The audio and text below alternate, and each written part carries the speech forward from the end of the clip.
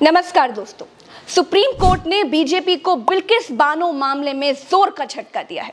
गुजरात चुनाव से पहले गुजरात सरकार ने एक सरकारी समिति बना करके गर्भवती बिल्किस बानो का रेप करने वाले, बिल्किस बानो के पूरे परिवार की हत्या करने वाले, कोर्ट से दोषी करार दिए गए, जेल में सजा भोग रहे जल्लादों को ब्राह्मण बताकर छोड़ दिया था।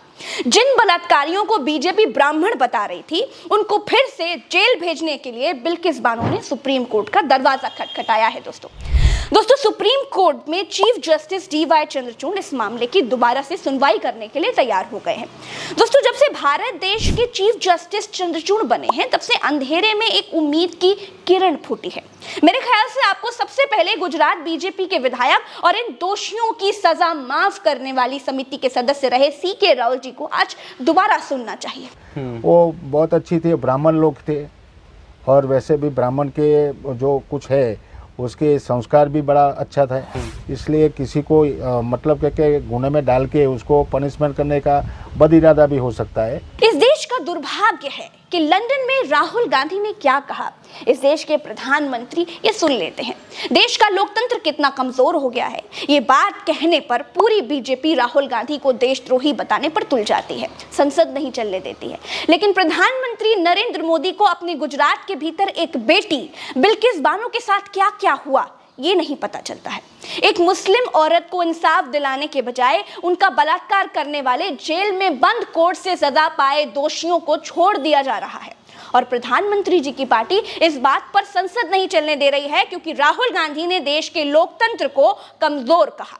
लोकतंत्र मजबूत होता तो बिल्किस के आगे लगा हुआ बानो देखकर एक बेटी के साथ इस देश में और नरेंद्र मोदी जी के गुजरात में अन्याय नहीं होता।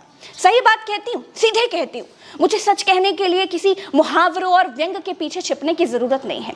नरेंद्र मोदी जी, मैं आपसे पूछ रही हूँ, क्या कोई दोषी ब्राह्मण है इसीलिए उसे बलात्कार जैसे दोष पर भी जेल से छोड़ दिया जाएगा क्या? दोस्तों बिल्किस बानो ने इस मामले की दोबारा से सुनवाई के लिए सुप्रीम कोर्ट में मांग की है। इस पर मुख्य न्यायाधीश डी.वाई. चंद्रचूड़ ने भरोसा दिया है कि 2 जजों की बेंच में सुनवाई की तारीख वो जल्द तय करेंगे।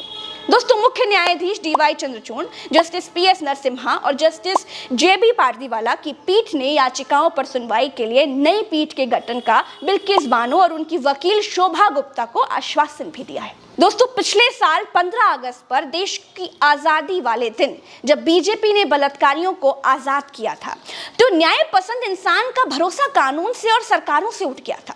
और तो और जब इन बलात्कारियों का स्वागत फूल मालाओं से ऐसे किया गया था जैसे कोई आजादी की लड़ाई लड़कर वापस लौटे हों। दोस्तों अगर आपको नहीं मालूम है तो मैं फिर से बताती हूँ। गुजरात में गोधरा कांड के बाद 3 मार्च 2002 को दंगे भड़के।